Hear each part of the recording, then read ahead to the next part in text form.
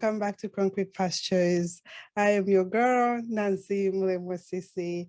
As always, I am thrilled to be here another day, another week. Thank you so much for your continued support. I appreciate you so much. For anybody who's new, welcome to the family of your fellow immigrants, your fellow dreamers. This is your space, and this is our platform where we inspire each other through our stories. We also give insight on what it's like to be an immigrant anywhere in the world. And if you'd like to inspire somebody out there with your unique story, feel free to reach out to me at concretepastures.com. Thank you so much, FMG Radio, for continuing to give us visibility on your platform. Guys, they show them some love. Let's continue to tune in to FMG Radio every Sunday, every day. It's a radio station, and they play everything that you guys listen to. Let's show them some love. They support independent podcasters like myself, and there's so many other podcasts on their platform as well. You could visit and learn from as well. On today's episode, I'm excited to introduce you to our next guest. I first heard of her on White Label American. If you remember, if you haven't listened already, please listen to my brother's episode, Raphael Hari. His episode is amazing. He shares his story with us. And on his platform, I heard our next guest story, and immediately I wanted to have her on our platform for us to be inspired by her. So for all of you single parents, listen up, take some notes. This woman has so much wisdom to share with us, and her name is Preseeta Anderson. She was born in Mumbai, India, and immigrated to the United States as a child. She spent a couple of years in Houston and was raised in Oklahoma. She is a single mom of 3 beautiful Blindian babies. She is an engineer by day and an intimacy coach by night. She also gives people torrent reading. Welcome, Preseeta. Hello. How are you, sis? I am wonderful. I'm excited for this conversation. How are you? Oh my God, me too, me too. I'm so grateful that you're able to join me today. I'm excited. Oh my God. So how are you doing? I'm good. It's hot where I'm at. It's like fully summer. So I'm like enjoying being in the AC. I walked outside today and I was like, oh, I'm going to go back inside. Oh my God, you're even more beautiful seeing you like this. I'm constantly clicking on your Instagram, and it's You're so crazy. sweet. Yeah, I'm always watching your stories, like because you always post usually like one of your podcasts. I'm like looking for Yes. you. Oh my gosh, don't worry, I'll give you my personal one so you can look. Perfect. Yes, I'll give you, that one is just for the podcast. But so let's get started. Okay, let's do You it. are originally from Mumbai, India. I am. And just share with us, what was your journey from Mumbai, India to here, and Yeah. where did you go when you first came to the US? Sure. So I was born in Mumbai. My family is actually from Kerala, so that's like South India, the southern tip, southwest tip. And when I came here, immigrated to the US when I was 5 years old to Houston. And I was in Houston for a few years, and then I moved to Oklahoma City when I was 8. So I was more or less raised in Oklahoma City, and Houston has a really big Indian population. So it was like I was in the US, but I was definitely still immersed in Indian culture. But then coming to Oklahoma, there was not near as many Indian people here. So that was definitely a different experience, than Texas, where there's Indians everywhere. So Wow. I didn't yeah. know that there's like a lot of Indians in Houston. Yeah, there's so many. I know everyone knows Dallas, like all, all the Indian people in India know Dallas. There's even like an Indian radio station there in Dallas. Nice. Like I think it's 1041 or something. It's like they normally play Hindi music, but they'll Yeah. talk. There's enough Indian people there for that. So Wow. That whenever is we, really cool. would you say? That's really cool. That's cool. Yeah, that's definitely where the community settled. And so I'm Christian. I know a lot of people in India are Hindu. So like the Christian community is even smaller. And of course everyone knows everyone. But I mean, I feel like most of my childhood was like summer Christian conferences in Texas, like all throughout Texas, wherever Indian was. So yeah. No, that's interesting. That's interesting. And also meeting a Christian Indian, it's very rare. Yeah. It's very rare. Like I have a friend, she's from Pakistan. I was Yeah. shocked when she told me she was Christian. I was like, huh? Oh, wow. No, That is yeah, shocking. I thought you were gonna say she's Muslim, like she's no, Pakistani. the same thing the same reaction that you had. I was like, huh? She's like, yeah, I'm Christian. I was like, okay, She right. was born Christian? Yes, they have the Wow. same. They have it separated. They have Christians and Muslims. So I same didn't know thing. that. And also it goes with names. Like they have the English names, so you can tell that they are Christian. Is it the Yeah, same yeah. thing? Yeah, my maiden name was Paul. So that was Ah, my last name. oh But in my wow. family, and I don't know if it's all, so from Kerala, we're called Malayalis. I don't know if it's all Malayalis, but in the Christian side, we don't take the father's last name, we take the father's first name. So my last name was Paul, and my dad's first name was Paul. Oh, If same it thing for me. Oh, really? Yeah, my father's first name is Sissy, and that's my last name. That's so cool. I didn't know Yeah, that. yeah. Wow, I learned something. I thought that was just us because I mean, No, it, I was shocked here when I came here. I was shocked that people were using their father's last name as their yeah, last name. I'm like, but that's your father's name. that's I love this conversation already even more because I haven't met someone outside of It makes sense. I'm like, why not? It's your father's name. So their Yeah, first name makes sense instead of yeah, their last name. Their last name is their father. You said that's your grandfather's name. yeah, yeah. So yeah, my last name is my dad's first name. That's so cool. That's so cool. I didn't know. I really thought that was like a Christian Indian thing. That's really cool. No, it's cool to do. It's because everybody I ask, they tell me, "Oh no, my last name is blah blah blah." Yeah, yeah, It yeah. belongs to their father also, The and family name. yeah, it's the family name. Yeah, exactly. Yeah. Oh my gosh! So how was your experience here? Being that you went to Houston and now then you went to Oklahoma. You did your schooling in Oklahoma? Yeah, I did all of like elementary, middle school, high school, all the grade school was in Oklahoma. I went to college in Oklahoma too. Um, it's gotten bigger. I mean, I moved to Oklahoma, I guess like in the mid 90s, Yeah. um, mid to late 90s. And there's been Oklahoma has invested a lot of money into the city. So there's been a lot of growth, which means more people have come, but it's still pretty small. I mean, I think Yeah. the population of Oklahoma City was like 400,000 when I was a kid, and now it's maybe like 600 or 700.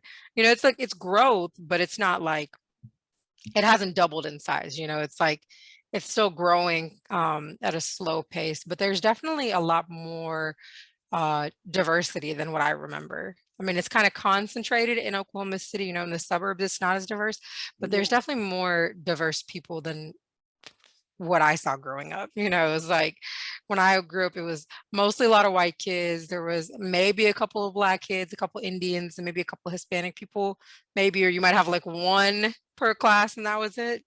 Interesting. How was Yeah. that really like in school? Any challenges in school, being that you Gosh. probably Yes. maybe the only Indian girl in school Yes. or So I mean, I, class?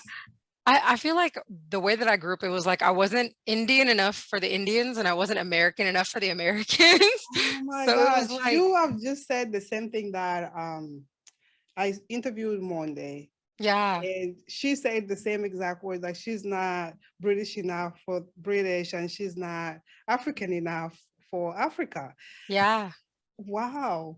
And then even, I mean, even here within the Indian community here, I mean, I think part of it is also we were kids and kids are kind of mean.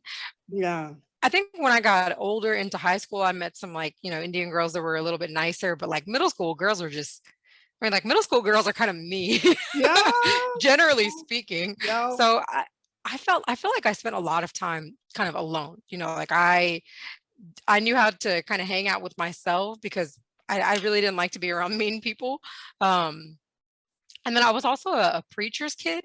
So like in our communities, especially in the Indian community, being a preacher's kid, like my dad would travel all across the country to preach, like from coast to coast, just to go preach at these conferences because religion is such a huge part. So that Yeah. meant that like, people knew him and they knew me. And it was just like almost sometimes a little annoying because it's kind of like people know you and you have no idea who they are. You know what I mean? It's You like, wanted to have your separation from your dad and yourself, having yes, your own identity, I guess.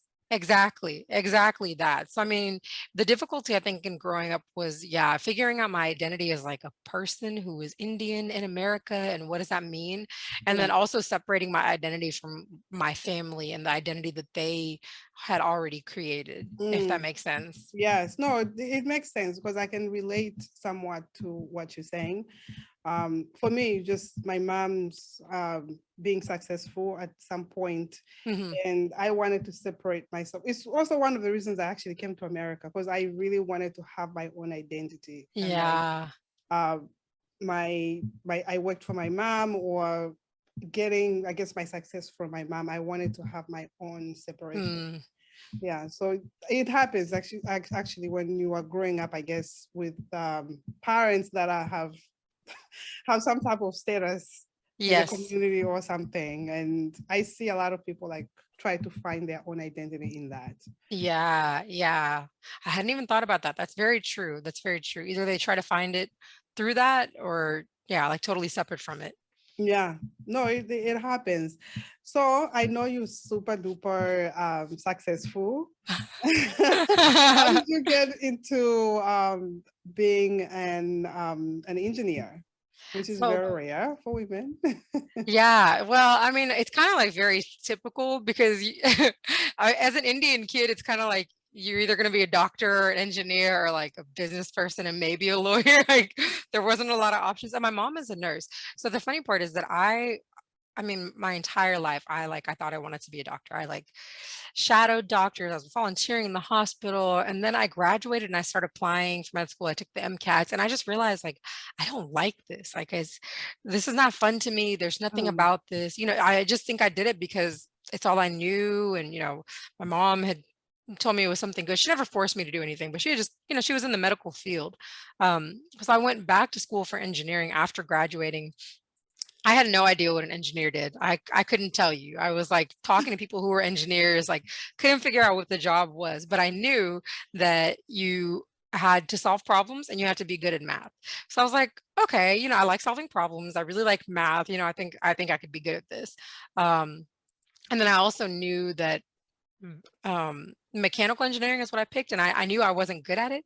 I always wanted to be really mechanical, but like I didn't know anything about cars or how houses work, just the mechanics of things. And so I yeah, picked that because I thought, well, I'd like to learn this. This is a skill I'd like to learn. And honestly, there was a lot of opportunities to go back to school and get paid to go back to school being a woman because there's not a lot of women in engineering. So there was just so many companies willing to pay for me to go back to school. So yes. Yeah. So I mean, my school, I think when I went back, I had to pay for my first year, but the other 2 years, it was like all costs were covered. I had like a stipend. So that helped because I'm at that time very nice, very I, nice. I was I pregnant? I think I was pregnant with my son. So I had a kid too. Um, but that's how I ended up in engineering. When I was in high school, I knew a guy whose dad was in oil and gas, and the guy had like traveled the world and had so many cool experiences and just he just had a life that I thought that that looks cool. That looks like something I want to do. So I knew that his dad was an engineer too. So I kind of had that one person in mind, and I knew.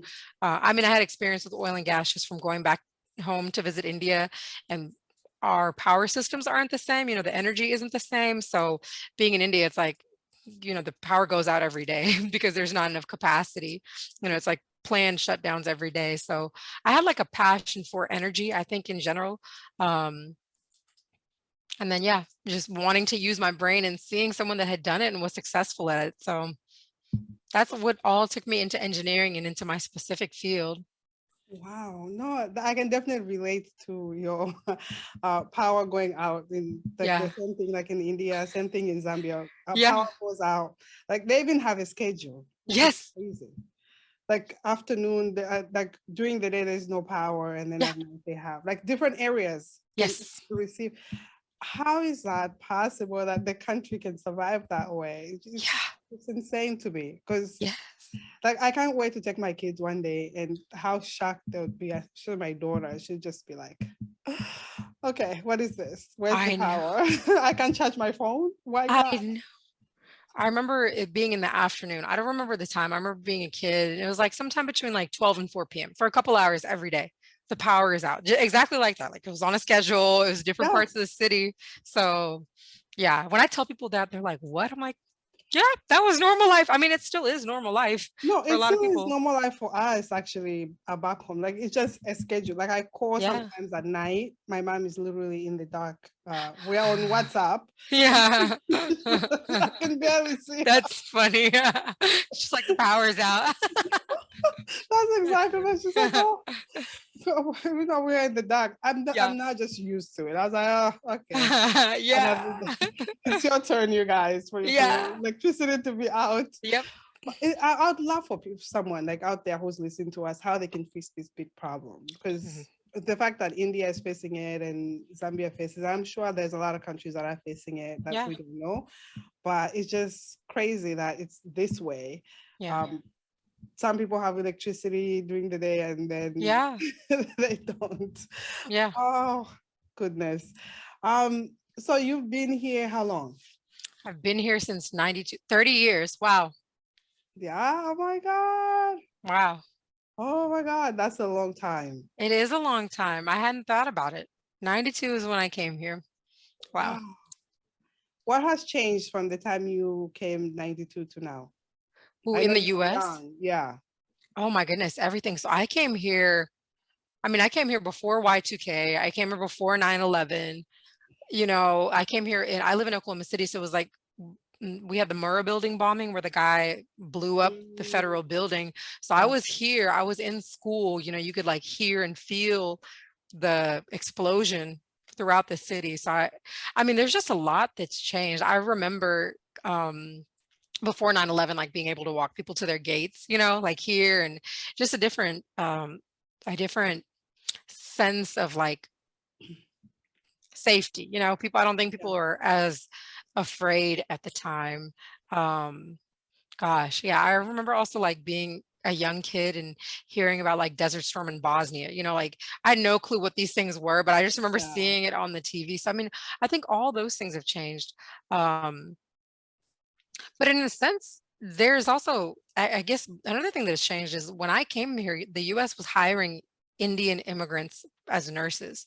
So I came here because my mother is a nurse. And she was hired from Saudi Arabia. I think she was a nurse in Saudi Arabia at the time, and she had to take her TOEFL exam and the NCLEX, and all the exams to prove that she was Yeah. Should capable. qualify. Yeah, more than qualified. It's like they really want to make sure. But I don't remember when the US stopped hiring Indian nurses, but now they don't hire Indian nurses anymore. So I think now if you immigrate here from the US, I don't even know how you would come here, maybe as a doctor, as an engineer, or with family. I don't know what profession gets you over here anymore. So that's changed too, for sure. No, for Just sure. The way you have to, I'll look into it actually. There was I saw something that they were hiring because of the pandemic. They were uh hiring like nurses, but I don't know how true it is. hmm, Verify like they were hiring nurses because some people were quitting because yeah, so much stuff went on during the pandemic. yeah, So much, it was devastating throughout the yeah, whole pandemic, and people couldn't bear with it. yeah, And the hours were crazy, and for some people, for all of us, family yeah, comes first. So some people quit, and I think there is a shortage of nurses in some places, and they are hiring, but we'll double check to make sure yeah. which That's cities, interesting. yeah, like which cities and which states would be good. Yeah. I know London, the UK is always hiring, like nurses from outside. They're always Uh, hiring. That I know. Canada is too. One of my cousins is a nurse and she's looking at Canada because Oh, Canada nice. is much more friendly Oh, than the nice. I'll tell US. my young sister. My young sister is she's a nurse. She's a Oh, registered really? nurse. Yeah. Yeah. Yeah. And I was telling her to go to London. I'm like, you should go to London. Yeah. This way, it's my selfish reason. So you can go visit? I keep pushing. I'm like, just go to London. Don't come to the States. London. That's so funny. Selfish reasons. So I know you are a mother. Biggest part of our interview, our conversation is really getting in touch with the motherhood, being an immigrant Yeah. mother to your, geez, I can't even pronounce it the right way. Yeah. My three kids. 3 kids. So how has it been being a single mother? I'm new to this space of being a single mother, and I'm just here to actually learn because I'm in shock of Yeah. being a single mother and being an immigrant. It's very different. Yeah. No, it very much is. I mean, even I think any parent or any child, whether you're single or not, you need a community. There's so many phrases and sayings like it takes a village, to raise a child. Yeah. And it's so true. And I mean, it's true because a child needs to see different perspectives on the way people discipline and the way people treat, them and just having different personalities to be able to confide in. But the parents need help too, that's the biggest thing. I mean, I think being a single mother is tough by itself anyway, but for my immigration story, none of my family immigrated over. So it's only my parents and my brother. My uncles didn't come, my Yeah. cousins didn't come. And I know a lot of Indian people here, it was like chain migration, their whole family is here. So they have support, that there's cousins for the kids to play with, things like that. Not having that definitely makes it harder. In every way, but really I think the biggest thing, there's like a few things, mindset shifts that I've had to make in order to, I think, do this without hurting myself. First, I had to really prioritize taking care of myself, because it's so easy to neglect ourselves, and I mean neglecting from the simplest ways, right? Like if you think about, my oldest child is turning 10 this month and my youngest is turning 5 in August. There were points in time where I wouldn't even make myself food. I just feed the kids and whatever they don't eat is what I'm eating. But that's like a way of neglecting yourself. It's like you don't even care about yourself enough to give yourself a plate, you know, or like, oh, I need to make sure my kids go, because they're in sports. I need to go take them to all their sports. And I know I'm tired and I just came home from work, but I need to do it for them. And I realized like my kids more than anything just need to see me happy. They need to see me peaceful. They need to see me calm. So less stuff. Like I've started doing way less stuff. I mean, not near as many play dates, not near as many activities, just trying to keep it not so full, because American culture is just like, it's so much about doing, Mm. In Indian culture, I feel like it's more about being, like being present, being calm. There's lots of rest. I mean, every time I go back to India, it's like people just sit there and they just rest and relax for hours, because it's hot and people are just like, oh, well, clean the house and ate food. We're just going to sit here and have some chai and some cookies. And 3 hours later, and that's like, we don't do that here. After 3 hours, people are You're like, wasting time. yeah, you know what? Most of my friends are like, oh, it sounds like you had a productive day. Everything is about productivity, being productive. So I had to mentally tell myself, I'm a mother, I'm a single mother. I don't have to be productive all the time. It's okay to not be productive. Like rest is important. That was one thing. And then caring for my, like all of me, my mind, my body, my spirit, my emotions, my intellect, my sexuality. I mean, everything, all aspects of me, just instead of trying to be just a mother and that's it, really recognizing I'm still a woman. I'm still a sexual being. I'm still creative. I still have dreams. There's things I want to do. And I kind of lied to myself. I told myself, like, I have to make sacrifices. I can't do certain things because I have kids. And then I realized that's not true. There's a lot I can do, but I don't need to rush it all. I need to be patient and I also need support. So I think the third thing was like finding friends that I trusted. Like I have a sisterhood, like a community around me of like women that I trust with my kids, that I trust to help, that I trust to just like take care of them, or if I ever have an emergency, just that they're there. Um, I probably need to find a babysitter, but I don't really, I don't have one. And I'll say I co-parent really well with my kid's dad. I mean, it's taken a long time. We got divorced. It'll be almost 3 years. And it took us a long time to figure out how to get along and to like get the egos out of the way and to just communicate and to put the kids first, just to really put the kids first. I mean, it just took a lot of growth. I think it made me have to grow up. I had to really become just more mature, more kind, but also more firm, you know, firm on my needs, my boundaries, my expectations. And not in a mean way, but in a way that's like a tree, you know, a tree is like strong and grounded Yeah. and rooted, but it's not mean, but you're not going to knock a big tree over, you know, like Yeah. it's there. So, that helps a lot. I mean, it helps a lot to have my mother is here, but she's still working, but she still helps, you know, she'll spend time with the kids, and they have a good relationship with her. But that's really, I mean, my family, my support is my friends, my sister. That's really, I think, my biggest saving grace, because they're also the ones that I called when I'm stressed, you know, when I just need somebody to talk to, or I just need to come sit on their couch and drink some wine, like, Yeah. you know, like they're the ones that just are there emotionally to help. So yeah, does Wow. that make sense? No, it makes a lot of sense. Mindset shifting. I needed that. Like for me, because I was trying to navigate for myself. I was navigating everything by myself. I'm here by myself. Yeah, yeah. My immediate family is back home, and my support is really. Thank God bless me with someone who I can trust. She's my babysitter, but I Oh, call that's her perfect. sister. And then sometimes my in-laws, I live from I live far from them, so they can't really help as much because they really helped me when I was our daughter was young. Uh-huh. So now they help out whenever like there's a break in school. So my daughter Yeah. goes to them, and my son can go to daycare. This way, Yeah. I can go to work. Um, but yeah, mindset shifting. I love it. And I Yeah. love all your three rules that you have.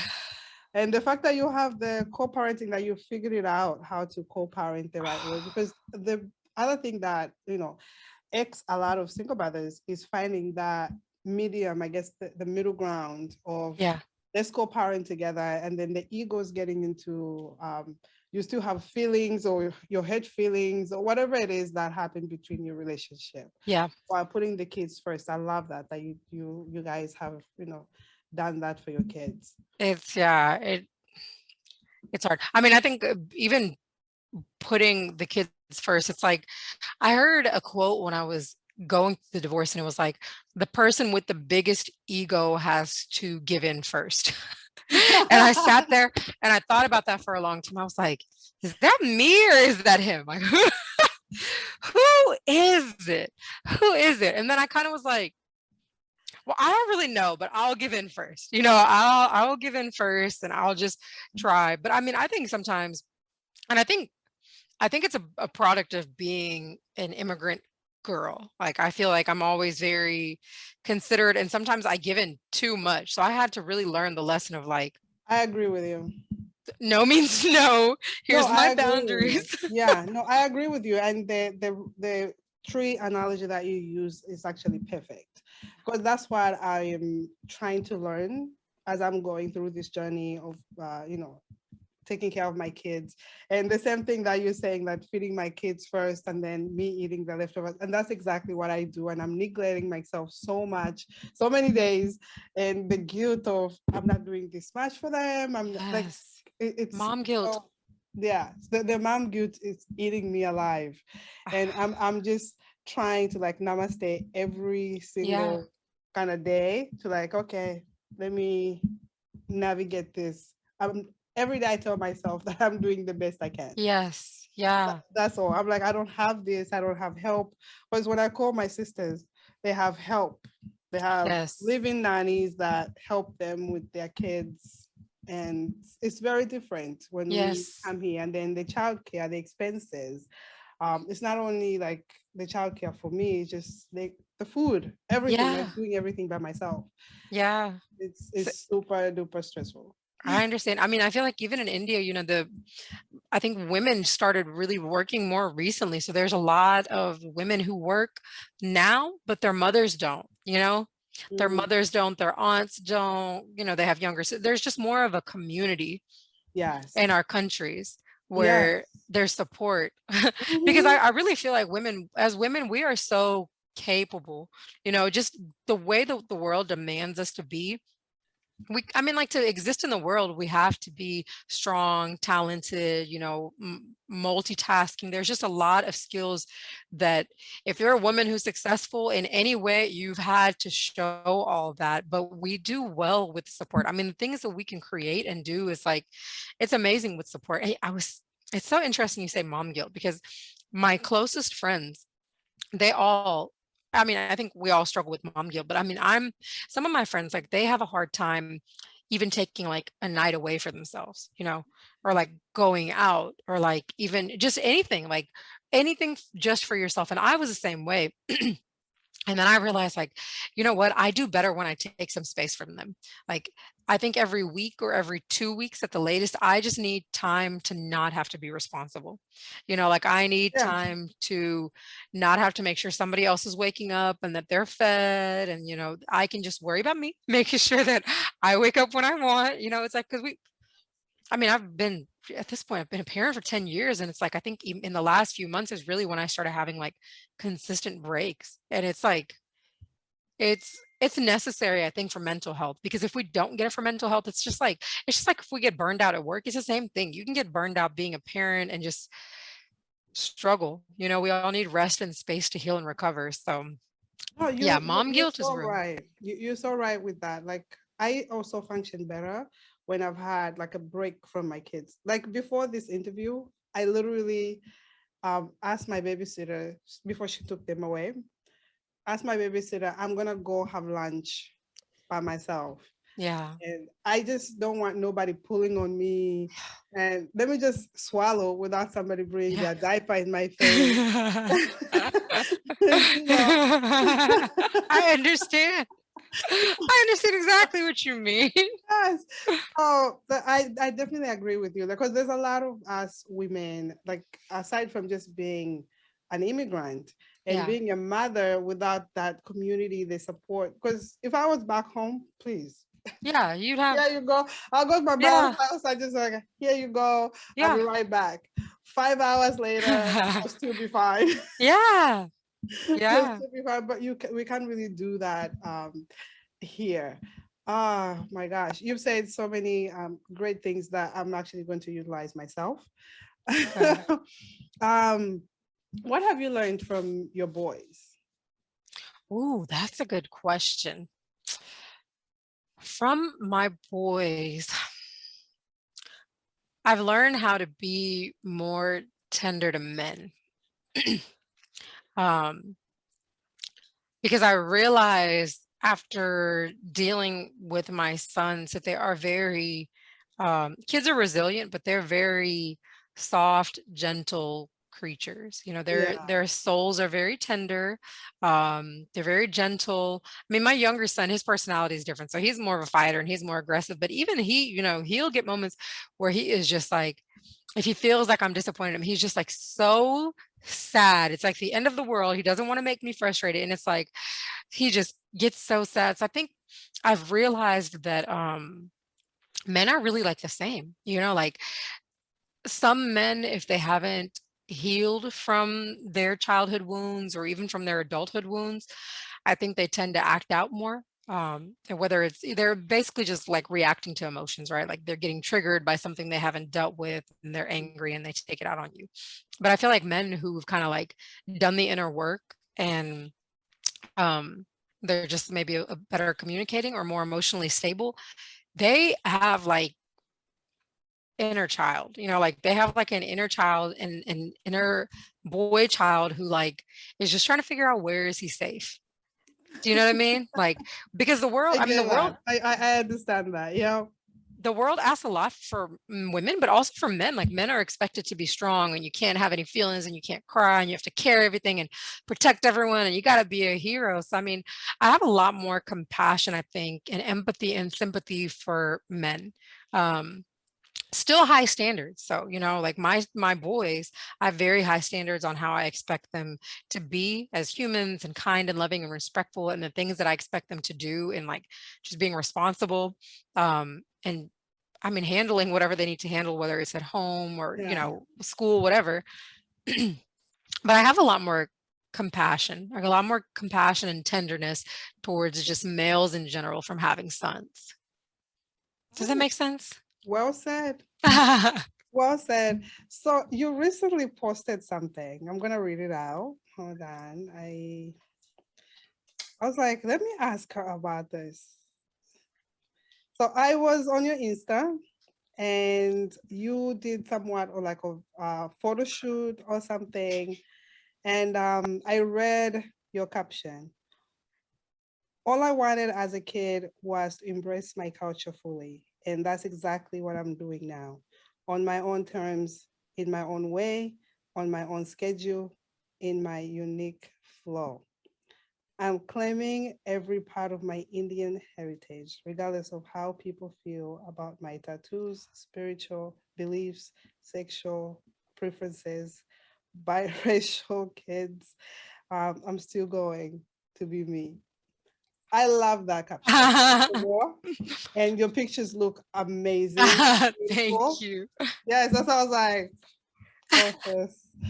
Yeah, no, Thank really, you. really, really, really beautiful. What do you mean? That Oh man, I'm getting like tingles thinking about it.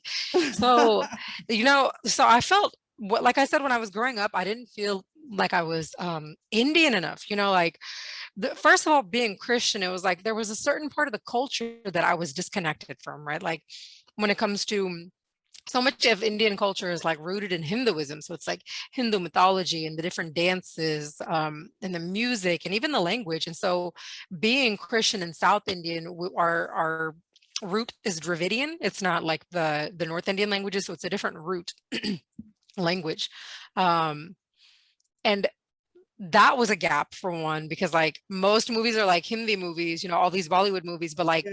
it was different for me. But in addition to that, like I wasn't allowed to do anything with dance. I wasn't allowed, I love dancing. I wasn't allowed to do that. It was like only Christian things. I couldn't have my ears pierced. I couldn't, just the cultural, the beauty of it, the beauty. I feel like culture is like, it's the beauty, it's the art, it's what connects you to the traditions. And so much of that I was disconnected from.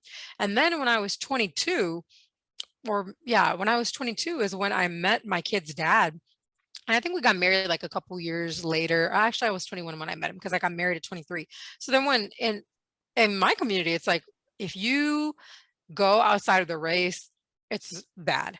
If you go with somebody white, it's a little less bad. If you're with somebody black, like you might as well just jump off the face of the earth. Like it's done. It's done. Like they don't want you there. I remember distinctly, after I graduated school, I went back to Houston. I was working in Houston, and David, we were dating at the time. And I remember I was going to the Indian church there, the same Indian church that when I like first immigrated, I went to. And I remember talking to one of the guys, an Indian guy, older guy, like a few years older than me. And I'd known him when I was a kid. I was like, I want to bring David. Like, can I bring him? And he was like, I just don't think it'll be well received by the uncles and aunties. And I just made a choice. I was like, you know what? I've spent most of my life, Indian childhood, like hiding things. It's like you're constantly hiding where you're going, who you're talking to. It's always just lies. And I decided at the point, I was like, I'm done lying. I'm done living a lie. I'm going to be me. And that is what it is. So that was like 22. And then for like 10 years, I really didn't talk to my family very much. I didn't go to India at all. Like it was total disconnect. Like I didn't go to Indian events. I really didn't talk to Indian people, like total disconnect. And I had to give myself permission to be Indian. I had to give myself permission to like wear the clothes, listen to the music, watch the movies, to go to India and to not care, because nothing about who I am is accepted in the culture. at all, whether it's the way I talk, the way I act, the way I look, you know, not everything is like completely taboo. But I had to just decide, like, I don't care. I'm still Indian and I'm still going to choose to be me. Um, and it's been a journey. I mean, like, even now, Nancy, when I go to India, I'm fully covered. Like, I don't show any of my tattoos. Like, in the middle of summer when it's like hot, humid, I'm like just like this. Like, same thing I wear to work. My neck is covered, my all the way to my wrist, like all the way down, fully Wait, covered. so when you're in India, you cannot be. I could, I could, but it would stress out my whole family. Oh, You know what I okay. mean? So So for just that for the sake of peace. for the sake of peace, for the sake of peace and considering them, like I do that. So I've accepted that I can go back and that it's okay to do things to make it less stressful for people, but I'm Got still gonna go. Like now when I go, you know, when I go now, like I'll go buy the bindis, which like when I was a kid, there was no way. Like that was a Hindu thing. We're not doing that. And now I'm like, I don't care. Like I'm 35 years old. Like I'm gonna go buy the bindi. I'm gonna go buy the extravagant jewelry. And I'm just gonna, you know, wear what I want and do what I want. So I mean, I think it takes a lot of just like inner power or not caring. Um, and then even like when I share things online, and each of the platforms is different, which I'm sure you've probably picked up on this too. But like Facebook is like the Instagram, you know, is like usually a lot of love. Facebook is like not as much love. You know what I mean? Like people on Facebook are kind of they're like kind of bitter. So it's like Listen, Facebook is it's another animal on its own. I it don't is. even mess with Facebook. I just like, you know what, let me stay over here. Because I Yeah. also have like social media anxiety, so I don't even. Yeah. That's fair. But yeah, I mean, I think even doing the shoot was like, I mean, it's such like a cultural thing because I mean, I put that sari on myself and like a sari is it's hard to put on. You know what I mean? Like It looks there's it. yeah, and I mean, there's women that like they've gone to been in Indian communities their whole life and they don't know how to put on sari because it is just that challenging. But that's something I have a memory of my mother doing, of my grandmother doing, and so like learning that and then just like doing it and then being willing, like even in those pictures, like some of the poses, they're like Hindu poses, you know, they're like from Yes. dance. So it's No, like, I saw. Because yeah, I'm pretty familiar with the Hindu movies, and I yeah, used to watch even with the subtitles sometimes. I'll yeah, back home, and I also we have a lot of Indians in my country. yeah. I believe that. Yeah, I we believe that. have and really amazing people. Listen, my favorite one of my favorite things to eat is chapati. So hey. Ah, chapati. That's so South Indian. You must have South Indians because chapati is like very Yeah, South Indian. I don't even know where they're coming from, but it's just chapati was just like, ooh, Yeah. so yummy. That's so Yeah, funny. yeah, Oh man. I think people like to put people in boxes to help understand, you know? Like yeah, when we look at a person, if there's a box, it helps us like know who that person is and be less yeah. uncomfortable. Um, I don't know that I fit into like those Indian boxes. So I've just like I mean, we have Indian events here now, but they're Christian based or they're, you know, Malayali based. And I'm not Christian and I don't feel like showing up to a Malayali event with my three biracial kids. You know what I mean? Like I don't feel like going through that. So it's like being able to have my culture in the way that I want it when I want it and however I want it and feeling comfortable enough to like share it because why not? I love that. I love that. I think if you don't fit in your own culture or Yeah. whatever is acceptable as culture, you make your own culture, I your love own. that. Yeah, you make your own experience because I mean, you only have one life. We cannot live a life of impressing people. It's No. just impossible, and you never feel the void of impressing people because there's Yeah. always somebody else who's gonna be like, "Oh, but this, but that." It's just impossible, and then Yeah. you end up being stressed because of people. Yeah. And I love what you're doing, to be honest with Oh, you. thank What are you teaching your kids on when it comes to your culture? you. So they know what do they know? I mean, I teach them a lot, not just about our culture, but just like cultures around the world. We talk a lot about religion for sure. So they know that, like in India, there's other religions. We have books on Hinduism. I mean, we have books on Islam and like Buddhism. I've read them books about like um, Confucianism. I don't know if that's really the name, but a book about, I think it's Lao Tzu. I don't know if I'm saying his name right. But just in general, I talk a lot about culture and religion to them because I want them to know that in the Western part of the world, it's very Christian. But in the Eastern part of the world, it's old, it's thousands and thousands of years of people doing things. And there's just a different way, we Yeah. live in this culture and this is what this culture says, but there's so many other ways of being. So I tell them about that. They've met my cousins, they've met well, one of my cousins, and they've met people like my uncle came to visit. So they've met people, like face Have, to face when they've have come to they been visit. to India? They have not been to India. I would like to take them, but my oldest has a lot of food allergies.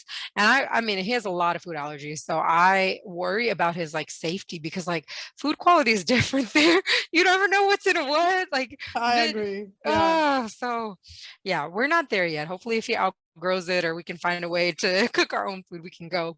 Yeah. Um, but we talk about religion a lot, and then I kind of teach them about geography, and I feel like they're decently connected to my family. They know who they are, and they know kind of my cousins, the ones that I'm close to. But I mean, it's kind of like what you were saying about taking your kids. I think it's different when they go and they have a connection to the soil. But I mean, they know they're Indian. I make curry Yeah. for them, not as much as I used to, but like when they do the little about me posters at school, they always Yeah. have like India on there. And, like curry That's is my cool. favorite. Curry and macaroni and cheese are my favorite foods. That, that, And that's so Blindian right I there. know it I is. love it.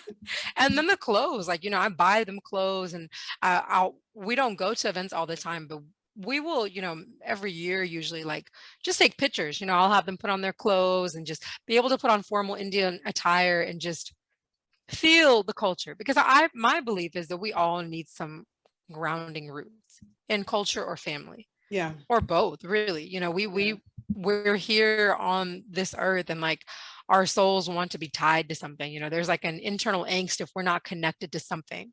Yeah. So yeah, I Nice. try. I Nice. just The goal is definitely to take them to India, but probably not until they're older, like probably teenagers or so, or maybe older than that. What do you want your kids to know you for? Like, Hmm. I want them to know me for growing, evolving, always evolving, and that's being willing to learn. And then just, we talk about our family values, like within our family. And we call them family meetings, which my kids think are funny. But we talk about our family values are respect, kindness, perseverance, hard work, and integrity. So those are like the 5 family values that I tell them, that I say, this is what our family does. This is what we focus on, these 5 things. Um, so I want them to know that. And I also want them to know how much I care about our family.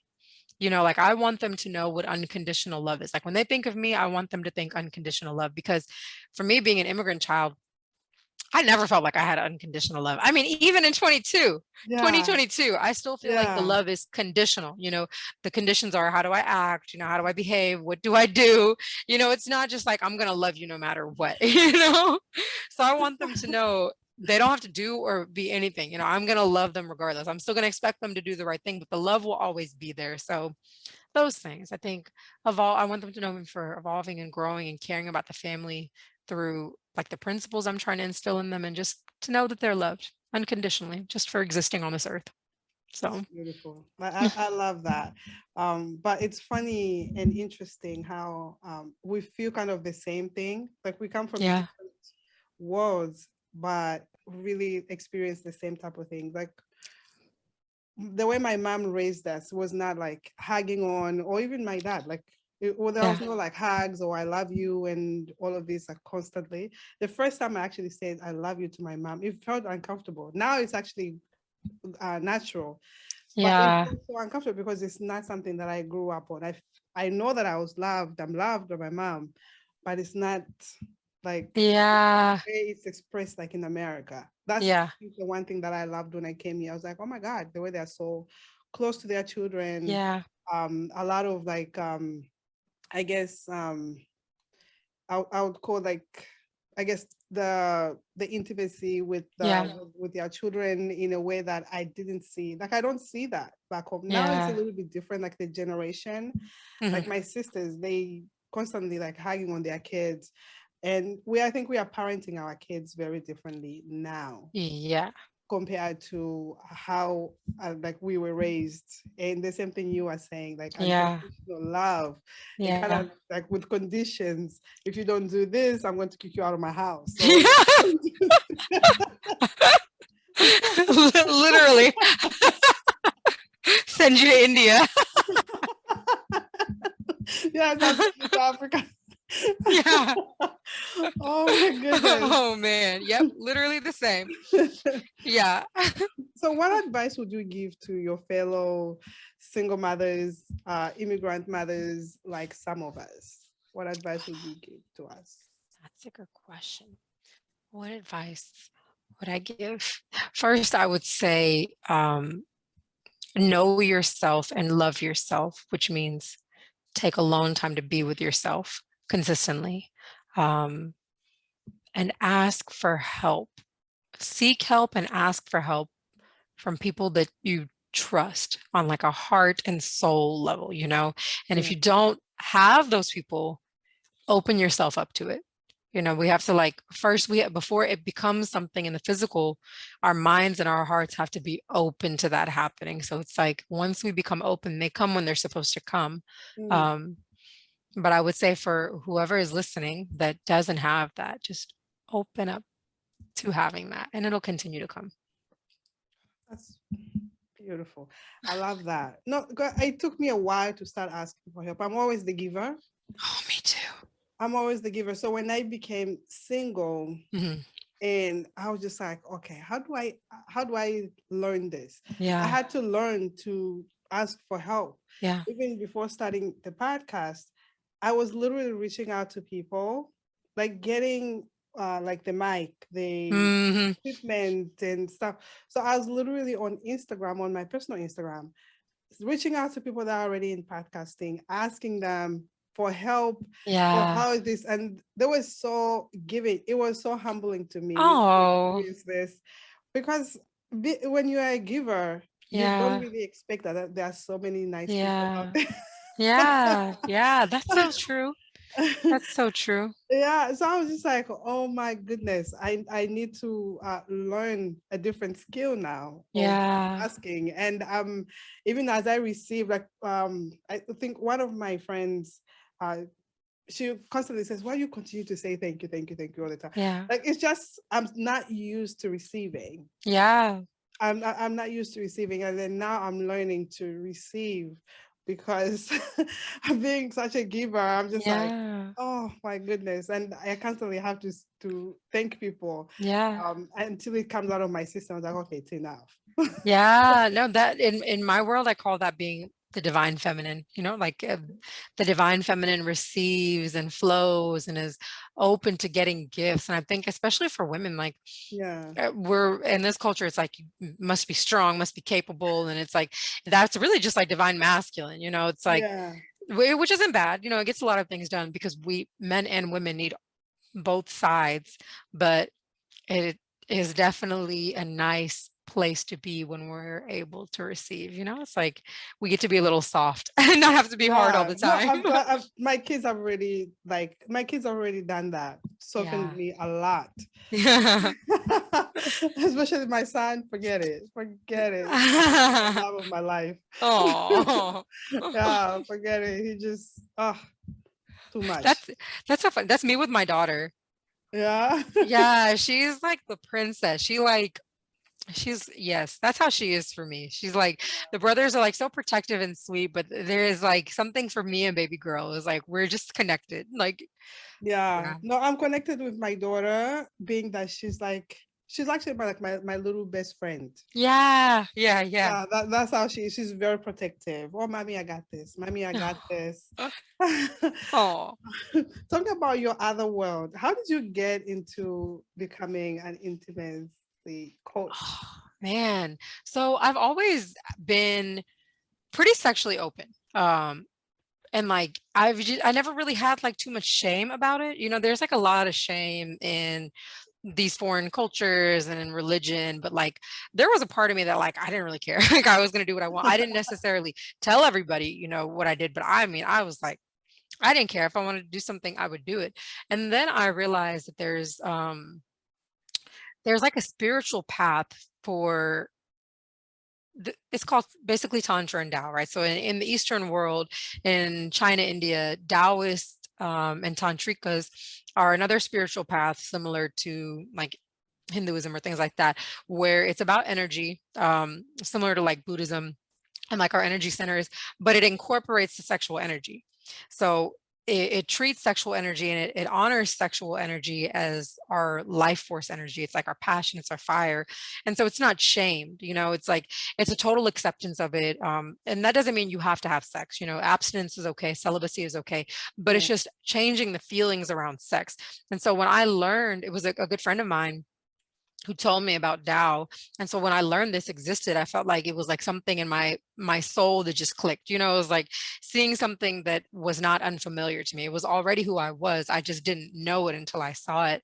And before I found that, like I was already thinking, I took a step back and I was like, what's my passion? Like I'm an engineer, but like if I think about what is it that I like doing that makes me happy, what is it that Yeah. brings me joy and that fills me up? I was like, well, it's really about connection and helping people have intimacy, which really means communication and self-awareness and understanding how to just understand one another. And Yeah. then bringing in the sexual aspect of it really was like just magical because it's so taboo. There's so much negativity around it. It's like, people are scared, but I mean, it's like sex is a part of life. Like we're all here because people had sex, you know what I mean? Like we're literally here because of that, but we don't like to talk about it. And No, the crazy thing, especially in our cultures. not at all. And the crazy thing is like we talk to people about money, we talk to people about health, we talk to people about our careers. We have all this training for all these things, but we have no training on how to like have pleasure. And like the reality is that there's things God has given us,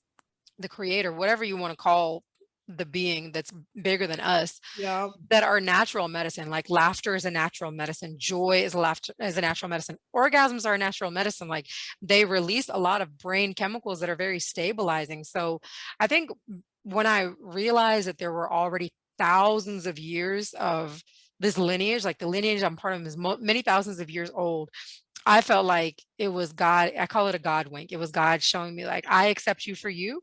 Like this is for you. And it was really kind of just me accepting who I am and like, Yeah. how can I bring light to the world by just being me? And if I Yeah. care about couples and if I care, and not even just like romantic couples, just any relationship really. Yeah. And if I care about people having like sexual wellness and health and pleasure, oh, this is for me. Like anytime I meet with a client, Nancy, when I say that it's like it feeds them, but it feeds me. Like when those conversations end, it is so fulfilling for me to just watch people Right. learn how to be closer, learn how to communicate better, learn how to be more comfortable in the bedroom, just everything. It's like it's literally just watching people get closer over like a coaching session. It's beautiful. So again, I think a lot of what I've done in my life recently, it's not really like doing things. It's more like unlearning things. It's more like taking away all of these things and getting to the core of who I am. Like, who did God really make me to be in a way that I accept myself? Because God didn't make me to be like a Christian. Do you know what I mean? Like Yeah. that's where I was raised. That's the community I was raised in. Yeah. That's not true to me. So I had to take that off and be like, well, what am I underneath all of the stuff that culture and community put on me? Yeah. Um, so yeah, I mean, I really think a lot of it was just like, honestly, it sounds like really woo-woo, but it's like God just put good people in my life that helped me see who I wanted to be and have the courage to just do it. I think when you have a calling that God wants you to go through, He will place the people that you need to meet to get you to where you need to be. So true. And that's where I think with this, I've realized that because Yeah. I was constantly worried who's going to come on the show. You want Yeah. me to do this? I had so many excuses. You have no idea. Yeah. Why do you have why me? Like why I have to? Yeah. This is not even like I never dreamed of this ever. Yeah. And it just was something that I could not ignore. It just kept Yeah. nudging and nudging. And it's like, okay, let's do this then. Yeah. But also just letting God, I guess, lead it Yeah. in a way. And every time I meet someone, there's somebody, oh, you need to meet this person. Yep. Or you need this person. You need to meet. So every time I meet somebody, there's somebody that God is Yep. introducing in that interaction. But wow, well said. I Yeah, we're on forgot the to same ask you time. this because I read your bio. I was like, oh my God, this is more of a taboo from where we come from. I don't I know know. how the Indian people are receiving this. I mean, my clients aren't really Indian. You know what I mean? Like most of my clients, they're the Indian ones haven't like welcomed up to it yet, but that's okay. It just takes time. It's So okay. It's maybe that's not your audience. yeah, I don't think it is. I think Yeah, it'll be maybe somebody that's else. yes. That maybe that's not your audience. That's not Yeah. what God planned for you. Somebody else Yeah. has that audience, Yeah. and you needed to interact with some of us. Yeah, I think so. Blindian, I'm telling you. Blindian for sure. Um, so I forgot to ask you one question. So we live in America. You and I have both mixed kids. Your kids are getting older. Have you had the talk yet on how to deal with caps? And have you had, or are you planning to have the talk? And how did that talk go? Oh yeah, yeah. I mean, I'm very honest with them, especially with my boys, because my older two are boys. So I'm very honest with them on the history of our country, on um the full history. Like they learn history in school, but I supplement it with the awareness of like when they come home. I remember it was like kindergarten or something, and they had like Thanksgiving and they had feathers and stuff like that. So I told them, I was like, that's one part of the story, but there was also natives that Yeah. were killed because we gave them infected blankets. You know what I mean? So this is the reality of it. Yeah. And I mean, I know some people are like, you can't say that to kids, it's ruining their childhood. But I kind of am like, I don't think it, I mean, it hasn't ruined anything for them. As far as I see, they still have fun, they still go play, they have friends of all different races. The kids are still being kids, but it's more so that when they face those situations where they're dealing with adults that are older and different, they Mm. won't be totally blindsided. So I mean, I tell my kids, like, you can't play with a toy gun. Like there have been little black boys that have gotten killed because they had toy guns.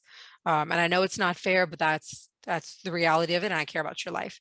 Or like when they get older, I tell them, like, if you ever have a situation with you need to listen. Whatever it is you do, you need to listen. Just be safe. Don't do anything dumb.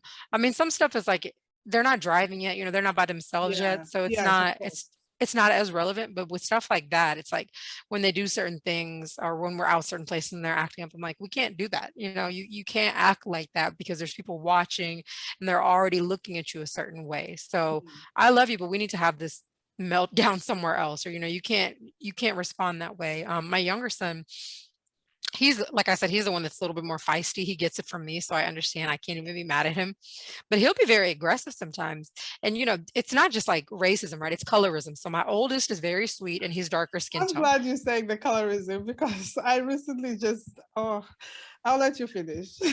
Yeah, no, I want to hear what you have to say. But my younger son, he's closer to my skin complexion, but he's way more rowdy. I mean, he is like feisty and angry. So I've told him, I'm like, you can't do that. Like, I know in my mind he gets a little bit of privilege because he's lighter skinned, but I also know that he's going to school with a whole bunch of white kids. So he's kind of treated the same. You know what I mean? So I Yeah. told him, like, they're going to kick you out because he'll say, oh, well, my friend didn't, didn't get kicked out. And I'm kind of like, that's gonna probably be the story of your life. Like, you're gonna be held to a different standard, and that's life. And that's Yeah. okay. Just be amazing. So I Mm. mean, I'm honest with them. I think as I tend to be honest with my kids in general because I think I grew up in such like a culture of like lying, like I told you. So I don't like that. And that's not like one of the values I want to live by. But definitely as they get older and as they face more challenges, like I'm already thinking about the fact, oh, they're going to date. What is that going to be like? What if they date someone who is not Blindian? Like the chances of them finding someone Blindian is like, it's low, right? In Very Oklahoma. low. Yeah. So I'm like, what if they date a white girl? What is that going to be like? How will that be? What if her parents are racist?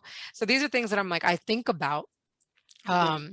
The situations haven't happened, but I still am like thinking about it, like, well, who do I want my kids to be? Who do I want to be? How do I want them to approach it? What do I want them to learn? If that makes sense. I kind of just like ask myself the questions. Yeah, no, it's something that I think all of us parents have to continue to think about, especially Yeah, the people with mixed kids. man. Because no matter what race they are, as long as they are mixed, they're going to be considered Black. Yep, And this is the country that we live in. We choose to live here. yep, So we have to prepare them somewhat to what may come, unfortunately. But yep. hopefully, you know, they are safe and they're able to answer that person the right way that they're Yeah. expecting to be answered or responded to. So I took my son was very sick recently. I took my son to agent care, Uh-huh. and I live in a Russian neighborhood completely. That's pretty cool.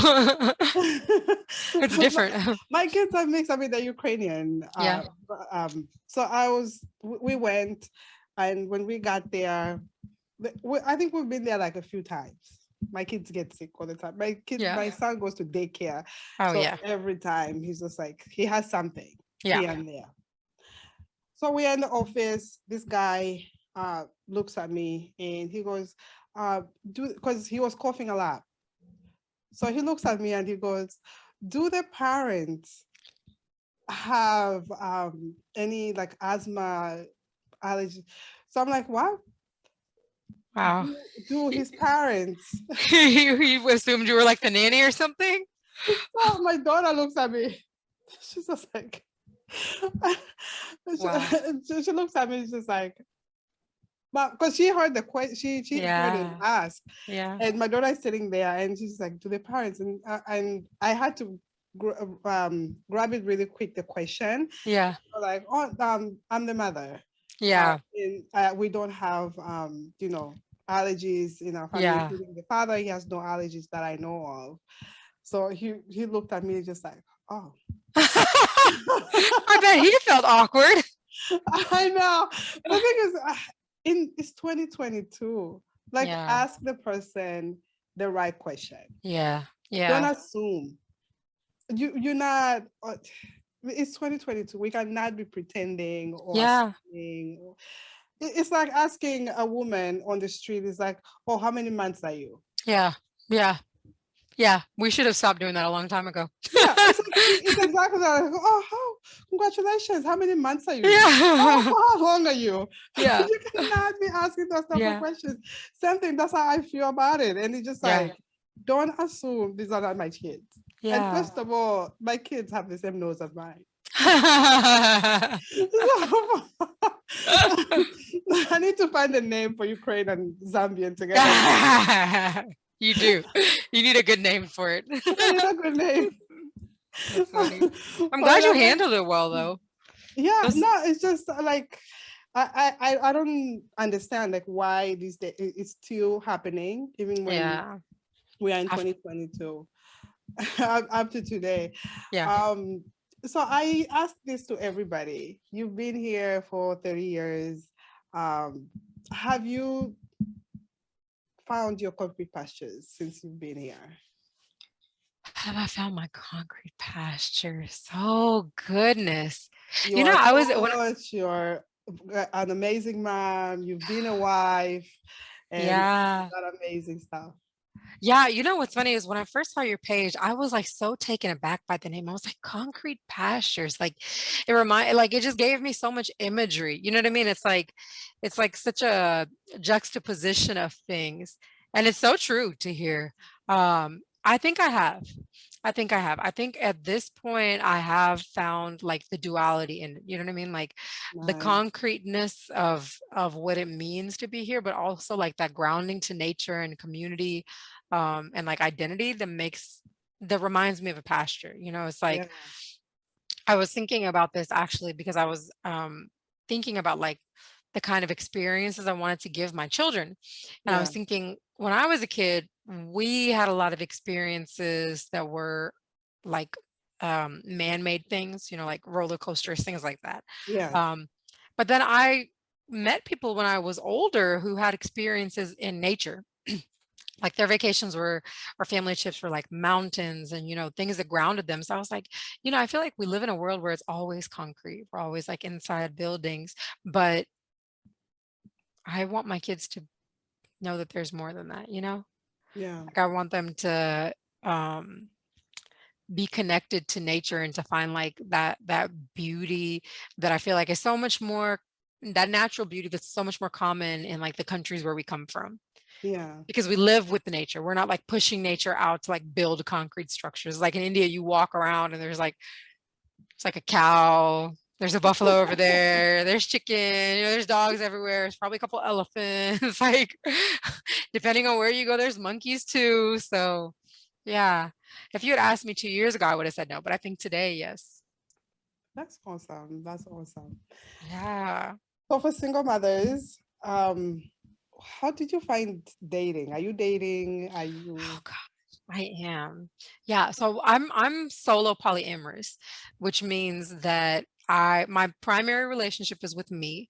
I don't want to live with another person, and I'm polyamorous, which means I have multiple loving relationships.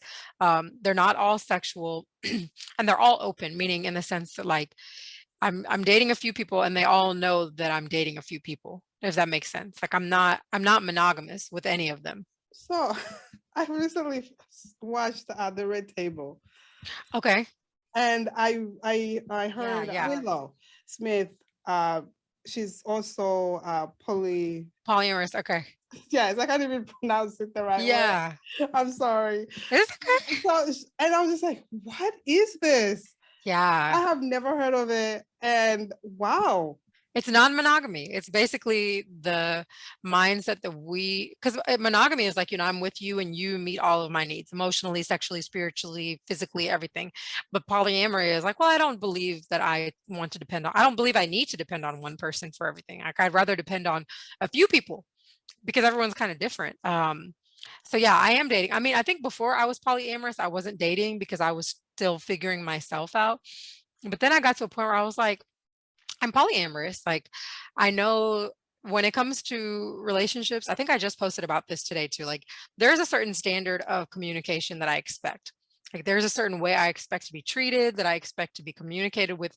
I just have certain standards. And when a person doesn't meet that standard, I'm very quick to say goodbye because the reality is there's people getting married in their 70s. There's people who are finding the love of their life in their 50s. There's no shortage of people looking for people. For the Yeah. rest of our lives, there's always going to be people breaking up, making up, looking for love. So if I love myself, I'm not going to settle for sure. So um that's where I'm at now. I will say that because of my kid's dad's schedule just changed, so now I have more consistent time to myself. So I have weekends, but I honestly, Nancy, I don't spend most of my time dating. Like I spend most of my time with myself, like building my dreams or my passions or just working on stuff or with my kids. So I think maybe one day a week, Oh, one day every other week, I would spend with someone. But the majority of that time is with myself. That's where I'm at right now. I mean, that might change as my kids get older, but they're still young. So I'm like, I don't want to spend too much of my time dating because my kids are young. yeah. Like I want to be able to have this time with them. And then when they get older, I mean, there's people in my life now. So if they stick around with me that long, like then I'll have more time for them. And if they don't, I'm sure God will bring me the right person. So Wow. Interesting. Polyamory. yeah. Polyamory. I mean, it's interesting. It definitely brings its own challenges, but it's been good, I will say. That's another one of those things where I like just peel off the layers of what I was told No, because it when would I be. watched The Red Table, and I think it was it Jada's mom asked the question, is like, is this an excuse for people cheating Ah, yeah. openly or something? And I'm just like, what is this? Yeah.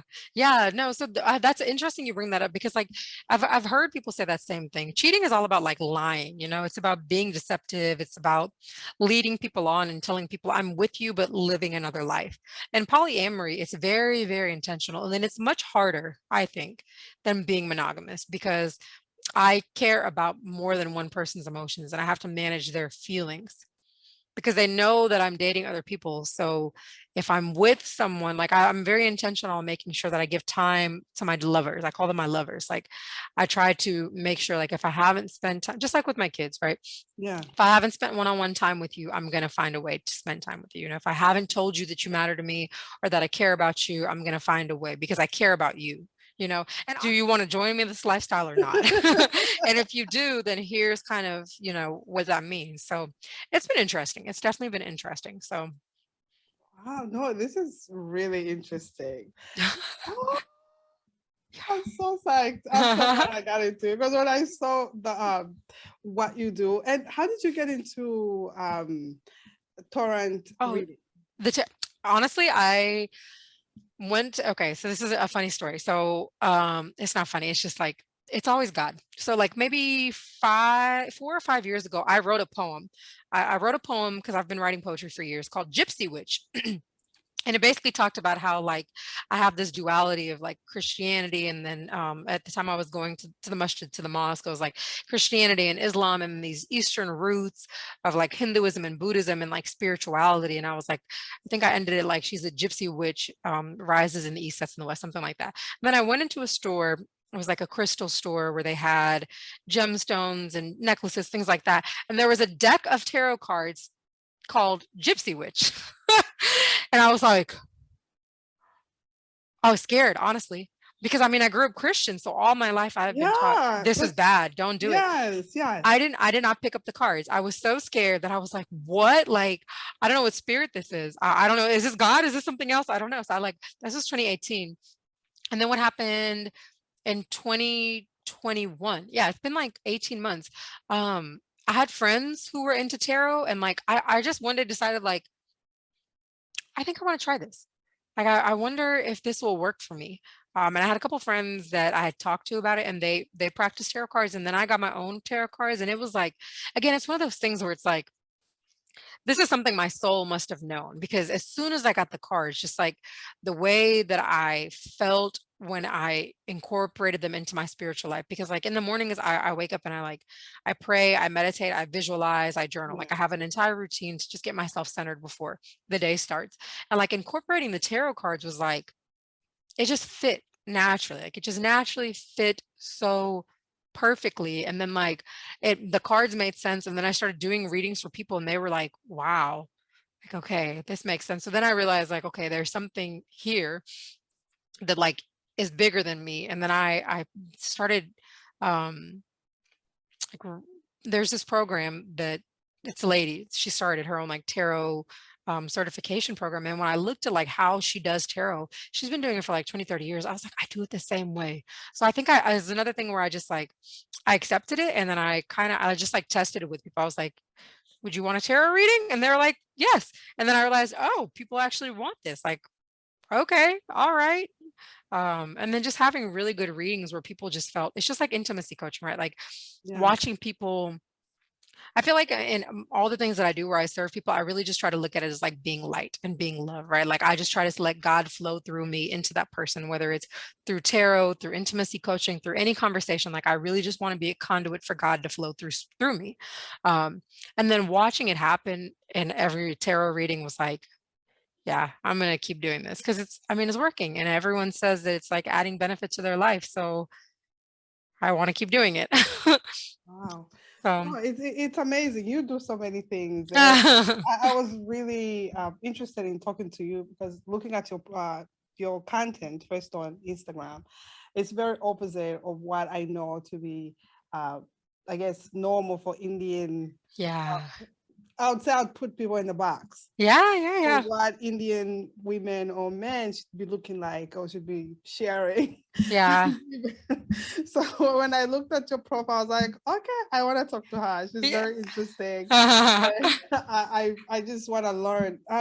The main thing I wanted to learn, and for our audience also to learn from you, because Yeah, I've learned a lot through our conversation.